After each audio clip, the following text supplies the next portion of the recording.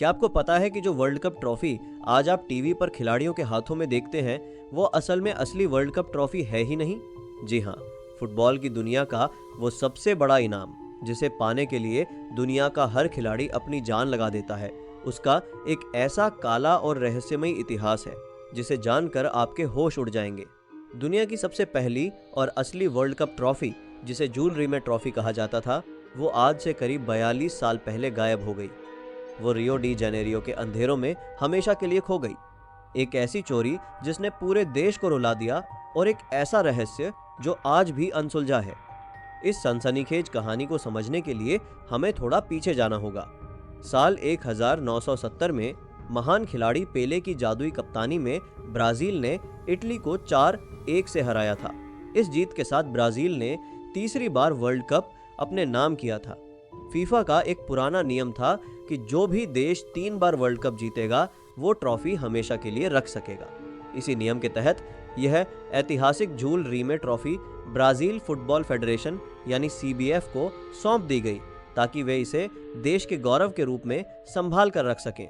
इसे Rio de Janeiro में देश की महानता और फुटबॉल विरासत के प्रतीक के रूप में सजाया गया। ब्राजील के लोगों के लिए यह सिर्फ सोने की एक मूरत नहीं थी, यह ट्रॉफी उनका सबसे बड़ा अभिमान थी, पेले का जादू थी और करोड़ों दिलों की धड़कन थी। लेकिन किसे पता था कि सुरक्षा की एक मामूली लापरवाही इसे हमेशा के लिए छीन लेगी। इस हैरान कर देने वाली साजिश की शुरुआत होती है रियो डी जेनेरियो में ब्राजील फुटबॉल फेडरेशन के हेडक्वार्टर से, जहां इस बहुमूल्य ट्रॉफी को 9वीं मंजिल पर सजाया गया था। इसे एक बेहद खूबसूरत कांच के बॉक्स में रखा गया था। आम जनता और फुटबॉल प्रेमियों को यही लगता था कि यह कप भारी भरकम बुलेट प्रूफ कांच के पीछे पूरी तरह सुरक्षित है।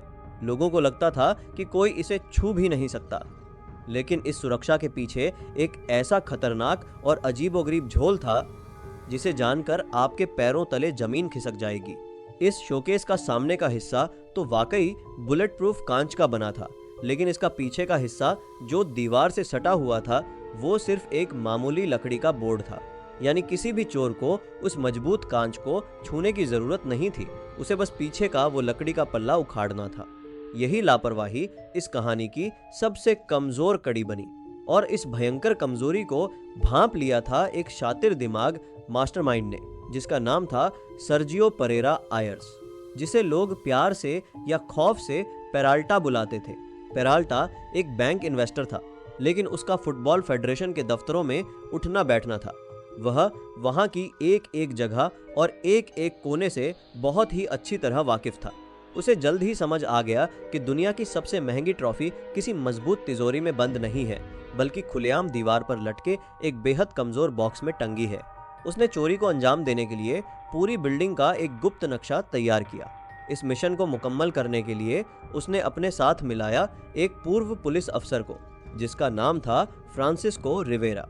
चोरी से ठीक पहले फ्रांसिस्को एक फर्जी पत्रकार बनकर 9वीं मंजिल पर पहुंच गया, ताकि वहां की सुरक्षा व्यवस्था का बारीकी से मुआयना कर सके। हालांकि वहां मौजूद एक मुस्तैद सेक्रेटरी ने उसे अंदर जाने से रोक दिया, लेकिन वो बाहर खड़े खड़े ही अपना काम कर चुका था और सारी जरूरी जानकारी जुटा चुका था। फिर आती है वो काली तारीख 19 दिसंबर साल 1983।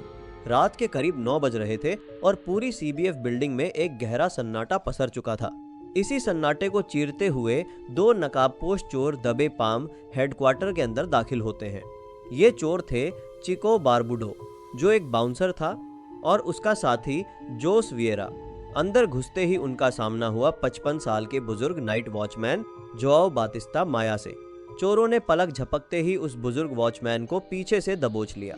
उसके हाथ पैर बांध दिए गए, आंखों पर पट्टी चढ़ा दी गई और उसे पूरी तरह बेबस करके एक कोने में डाल दिया गया। इसके बाद उन्होंने दफ्तर की चाबियां उठाईं और बिना एक भी सेकंड गंवाए वे दोनों शातिर चोर सीधे 9वीं मंजिल की तरफ बढ़ गए, जहां उनका असली निशाना यानी वो सोने की चमचमाती ट्रॉफी रखी थी। अब शुरू होता है इस पूरी वारदात का सबसे फिल्मी और हैरान करने वाला सीन। चोरों ने वहां ना तो कोई कांच तोड़ा और ना ही वहां कोई अलार्म बजा। उन्होंने अपनी जैकेट से एक साधारण सी लोहे की रॉड निकाली और बेहद शांति से उस शोकेस के पीछे लगे लकड़ी के फ्रेम को धीरे धीरे उखाड़ना शुरू कर दिया। कुछ ही मिनटों में वो लकड़ी का बोर्ड अलग हो गया। उन्होंने बड़े आराम से पीछे से हाथ अंदर डाला और उस ऐतिहासिक झूल रीमे ट्रॉफी को बाहर निकाल लिया। शातिर चोर सिर्फ यही कप नहीं ले गए, बल्कि वहां रखी कुछ और कीमती ट्रॉफियां भी समेट लीं, जिनमें प्रसिद्ध इक्विटाटिवा और जुरिटो ट्रॉफी भी शामिल थीं। यह पूरा ऑपरेशन इतनी फुर्ती और चालाकी से किया गया कि आसपास किसी को कानों कान खबर तक नहीं हुई। चोर झोले में इतिहास समेटकर रियो की गलियों में गायब हो गए। अगली सुबह यानी 20 दिसंबर को जब यह खबर पूरे ब्राजील में फैली तो मानो पूरे देश पर एक बहुत बड़ी बिजली गिर गई। लोग गहरे सदमे में डूब गए। सड़कों पर सन्नाटा था और फुटबॉल प्रेमियों की आंखों में आंसू थे। अखबारों से लेकर टीवी चैनलों तक हर जगह सिर्फ और सिर्फ इसी सनसनीखेज चोरी की चर्चा हो रही थी। ब्राजील के लोग इसे सिर्फ एक चोरी नहीं बल्कि अपने राष्ट्रीय गौरव पर सीधा हमला मान रहे थे। मामले की गंभीरता को देखते हुए फेडरल पुलिस तुरंत एक्शन में आई। उन्होंने अपने सबसे बेहतरीन अफसरों की टीम बनाई और एक बहुत बड़ा सर्च ऑपरेशन शुरू कर दिया, क्योंकि यह अब पूरे देश की इज्जत का सवाल बन चुका था। इस भयंकर अंधेरे और निराशा के बीच पुलिस को पहली बड़ी कामयाबी तब मिली जब अंडरवर्ल्ड का एक मशहूर तिजोरी तोड़ने वाला अपराधी एंटोनियो सेटा खुद चलकर पुलिस के पास आया। सेटा ने एक ऐसा खुलासा किया जिसने जांच अधिकारियों के होश उड़ा दिए। उसने बताया कि चोरी से कुछ दिन पहले मास्टरमाइंड पेराल्टा ने इस वारदात के लिए उससे संपर्क किया था। उसने उसे मोटी रकम का लालच दिया था, लेकिन सेटा ने इस चोरी को करने से साफ मना कर दिया था। सेटा ने पुलिस के सामने बड़े गर्व से एक बात कही। उसने कहा, मैं एक चोर जरूर हूं, लेकिन गद्दार नहीं। वर्ल्ड कप की ट्रॉफी चुराना अपने देश से गद्दारी है। इसी गवाही से पुलिस को चोरों का सुराग मिला।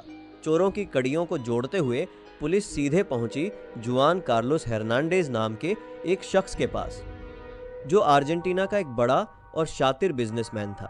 हर्नांडेज सोने और कीमती धातुओं का अवैध धंधा करता था। पुलिस को पूरा शक था कि चोरों ने ट्रॉफी चुराने के तुरंत बाद उसे हर्नांडेज को ही सौंपा था। पुलिस की ऑफिशियल थ्योरी के मुताबिक हर्नांडेज ने उस ऐतिहासिक ट्रॉफी को अपनी गुप्त भट्टी में पिघलाकर सोने के बिस्कुट बना दिए और उन्हें ब्लैक मार्केट में बेच दिया। सालों तक पूरी दुनिया ने पुलिस की इसी कहानी को सच मान लिया और यह मान लिया गया कि वो अनमोल ऐतिहासिक ट्रॉफी हमेशा के लिए नष्ट हो चुकी है। लेकिन रुकिए, क्योंकि इस थ्योरी के पीछे कुछ ऐसे वैज्ञानिक और चौंकाने वाले रहस्य छिपे हैं जो इस कहानी को फुटबॉल इतिहास का सबसे बड़ा अनसुलझा रहस्य बनाते हैं। पहला बड़ा झोल ये था कि जूल रीमे ट्रॉफी पूरी तरह से ठोस सोने की थी ही नहीं। वह असल में स्टर्लिंग सिल्वर यानी चांदी की बनी हुई थी।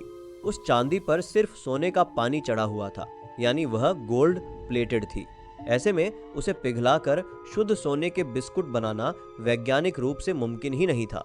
दूसरा बड़ा सच तब सामने आया जब पुलिस ने सालों बाद हर्नांडेज की फैक्ट्री की दोबारा जांच की तो वहां मिले धातुओं के सैंपल ट्रॉफी के मटेरियल से मैच ही नहीं हुए।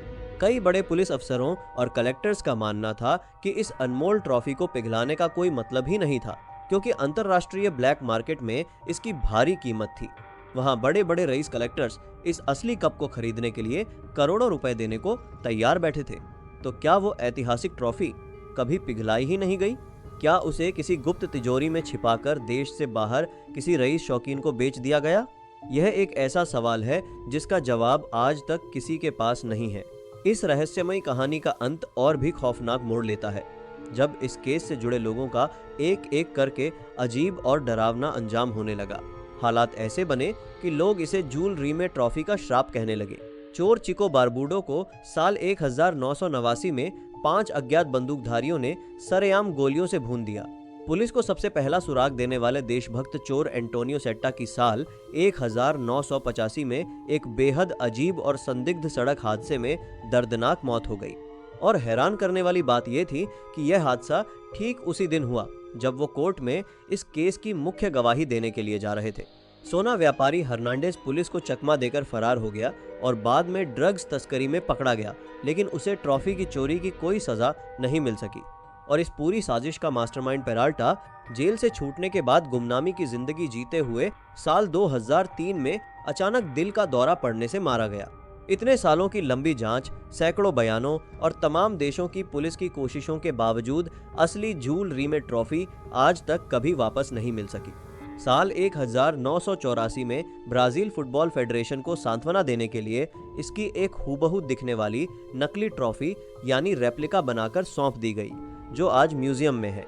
लेकिन वो असली ऐतिहासिक ट्रॉफी जिसे महान खिलाड़ी पेले ने साल 1970 में अपने हाथों से चूमकर आसमान की तरफ लहराया था, आज भी दुनिया की नज़रों से दूर है। वो आज भी किसी अंधेरे कोने में किसी अनजान शख्स की तिजोरी में बंद है। फुटबॉल का वो सबसे बड़ा गौरव आज भी एक अनसुलझी पहेली बना हुआ है। ऐसी ही और भी रोमांचक और रहस्यमयी कहानियों को देखने के लिए हमारे चैनल को आज ही सब्सक्राइब करें।